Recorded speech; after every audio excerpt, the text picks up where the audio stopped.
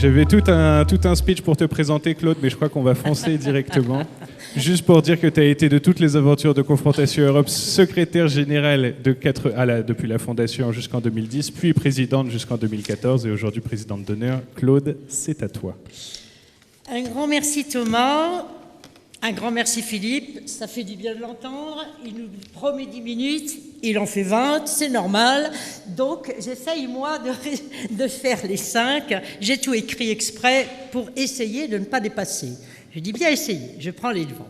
Alors Confrontation, évidemment, c'est toute une histoire qui méritera ses mémoires, et devant vous ce soir, j'en prends l'engagement, je m'y collerai bientôt, prochainement. Voilà, c'est un mouvement civique, Philippe l'a dit, plus qu'un think tank. En tout cas, c'est ce qu'on avait voulu faire, un mouvement politique d'un type nouveau. Je crois qu'on a esquissé, en tout cas, ce mouvement, et je m'adresse aux jeunes ici, qui est des relais. Il y en a déjà avec Michel, mais il est jeune comme moi, Michel. Il faut d'autres jeunes, plus jeunes. Donc je m'adresse à vous. Voilà. Alors aujourd'hui, j'ai 5 minutes, c'est court. J'ai choisi de parler de notre engagement commun pour une Europe réconciliée, une Europe retrouvée, selon la définition même de Václav Havel, au moment de l'entrée de la République tchèque et les pays de l'Est dans l'Union européenne en 2004. Je veux m'adresser aux jeunes, je l'ai dit, car la construction de notre Europe a été un combat, elle reste un combat, et rien n'est écrit d'avance, effectivement. Elle peut se disloquer. Je ne suis pas pessimiste, ce n'est pas mon genre, mais il va falloir agir en tout cas pour gagner son unité. Il faudra gagner pour la paix, c'était un engagement qu'on avait pris en 1958, et pour l'unité. On a mené la bataille de ce qu'on appelait à l'époque l'élargissement d'abord, contre l'approfondissement d'abord. Vous vous souvenez de ce débat souvent honteux, sous-tendu par une xénophobie chez nous, en France, un égoïsme larvé, certes, mais élargir, c'était accueillir des peuples, des cultures différentes, partager des politiques communes, un budget, des fonds structurels. Qui avait envie de partager? On a connu le rejet du plombier polonais, on a mis nos mains dans les poches quand les Roumains sont arrivés, pour pas qu'on se fasse voler. Il faut se rappeler tous ces combats qu'on a menés. Mais ici, à Confrontation Europe, nous étions convaincus que ce qui bloquait notre union, ce n'était pas l'arrivée des pays de l'Est, c'était les intérêts contradictoires des grandes puissances à l'intérieur même de notre Europe. Allemagne, France et Royaume-Uni. On se déchirait, on a vécu des débats épiques autour du budget, pas l'augmenter de 0,01%, c'était trop. I want my money back, disaient les Anglais. D'ailleurs, ils sont partis in fine. Alain Massour s'en souviendrait s'il était parmi nous. On a mené ces combats, vous vous rappelez. Il était urgent de s'ouvrir pour régénérer notre Europe, l'enrichir des différences des autres peuples. On était sortis de la guerre froide. On voulait c'était 91. On voulait bâtir la maison commune que Gorbatchev appelait de ses voeux. On a eu des débats passionnés sur l'Europe en plusieurs cercles, dans lesquels on irait de l'un à l'autre, un peu comme dans les espaces de Banach. Je parle aux mathématiciens ici. Pour coopérer, pour échanger, pour apprendre à nous connaître, pour consolider la paix. Certains même rêvaient de réunifier l'Europe de l'Atlantique à l'Oural. Une idée chère à De Gaulle, certains s'en souviennent. C'était pas la nôtre, mais elle était belle après tout. Et il visait déjà à briser le duopole entre Washington et Moscou. On a l'impression d'être revenu en arrière. Confrontation est allée à la rencontre de ceux qui voulaient nous rejoindre. Tour d'Europe, tour des Balkans, vous étiez nombreux avec nous à aller à la rencontre des peuples qu'on voulait unir sur des projets communs. Mais l'altérité met l'humanisme à l'épreuve. C'est un apprentissage que nous n'avons pas fait collectivement, les Européens. Notre ouverture n'a jamais été véritablement acceptée par les pays de l'Ouest. Et pire, nous nous croyons dans notre bon droit quand nous jugeons ceux qui n'ont pas les mêmes traditions démocratiques que nous, sans tenir compte de leur histoire, sans tenir compte d'ailleurs de notre modèle en crise démocratique et qu'on voudrait imposer à tout prix.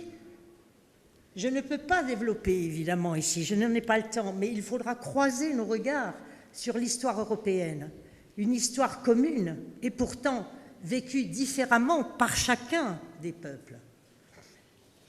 L'Europe n'est pas achevée, que déjà elle est menacée, ne trichons pas, hier avec le départ des Anglais et aujourd'hui avec la guerre en Ukraine, car je ne suis pas de celles qui pensent que cette guerre va nous consolider ou va fortifier notre unité. Au contraire, tout nous divise. Et déjà la compréhension elle-même de cette tragédie, les questions qu'elle pose, les réponses qu'il faut apporter pour reconstruire une paix durable, qui, je le rappelle, était notre idéal européen, Philippe l'a dit. Et je ne suis pas sûre que se surarmer et demander plus de protection des États-Unis soit la solution. J'en suis même persuadée du contraire. Quant à l'élargissement à l'Ukraine, je ne suis pas non plus persuadée que les Européens, qui n'ont pas su accueillir tous les pays des Balkans au moment de l'éclatement de l'ex-Yougoslavie, soient prêts. C'est difficile d'accueillir des peuples si différents. Donc nous sommes condamnés à devenir une puissance, nous dit notre ami Pierre Moscovici. J'ai une grosse différence avec notre président émérite, mais c'est peut-être pour ça d'ailleurs que je voterai pour lui quand même, puisque nous voulons rapprocher les différences. Cette guerre suscite énormément d'émotions et de questions. Qu'est-ce qui a conduit à la guerre? Pouvait-on l'éviter? La responsabilité de Poutine est évidente. Elle est première, c'est vrai, et il n'est pas question de lui trouver des excuses. Pourtant, nous a dit Jacques de la Rosière, que je veux saluer ici, présent dans cette salle, dans l'histoire, comme dans la vie, on ne récolte que ce qu'on sème. Il nous invite ainsi à nous interroger sur notre responsabilité à nous, celle de l'Europe, celle des États-Unis. Ceux-ci n'ont jamais accepté que la Russie revienne dans la cour des grands après son échec pourtant de la guerre froide et la chute de l'Union soviétique. Je ne reviendrai pas sur l'histoire des 30 dernières années entre la Russie et l'Occident, entre la Russie et les États-Unis. Je vous renvoie d'ailleurs à un excellent article de notre ami Oleg Obstev, un Russe ukrainien qui, nous disait-il, était en train de devenir un peu plus ukrainien que russe en ce moment, tellement il en voulait à Poutine de la guerre. Ni même celle des 8 dernières années, qu'il faudra pourtant analyser, depuis l'annexion de la Crimée, l'entrée en guerre dans le Donbass, car le Donbass est en guerre, n'est-ce pas, depuis 8 ans. Ce n'est pas depuis le 24 février, il y a eu 14 000 morts, ne l'oublions pas, qui ont précipité le conflit qu'on connaît aujourd'hui. Mais ce qui se joue aujourd'hui, c'est une nouvelle guerre froide en Europe, une réorganisation du monde sous la pression américaine. Est-ce que c'est cela que nous voulons? Une nouvelle organisation que l'on doit aussi analyser à l'aune des crises géoéconomiques, de la crise géoclimatique. Ça dépasse la Russie et l'Ukraine, car ce n'est pas cette guerre qui est responsable de la crise globale qui divise le monde et aggrave aujourd'hui toutes les inégalités. Je travaille beaucoup sur l'Afrique, j'y vais souvent. Je peux vous dire qu'avec la crise sanitaire, la crise économique, la crise financière qui est devant nous, toutes les inégalités s'aggravent. Le monde d'après, il est pire que le monde d'avant. Donc il faut quand même en être conscient aujourd'hui. La flambée des prix de l'énergie, la crise climatique, la faim dans le monde, ou en Afrique, pour ne prendre que ces exemples, c'était avant la guerre en Ukraine. J'ai écrit un article, L'Europe, la paix et nous. Il y en a une version courte dans la revue de confrontation que je veux remercier d'avoir publiée. La volonté ici était d'apporter un peu de complexité à l'analyse, une complexité chère à notre ami Michel Rocard, un autre fondateur de Confrontation Europe. Sortir du manichéisme, des analyses simplistes entre les bons et les méchants, et surtout, ne pas se poser en modèle de vertu, mais en modèle tout court.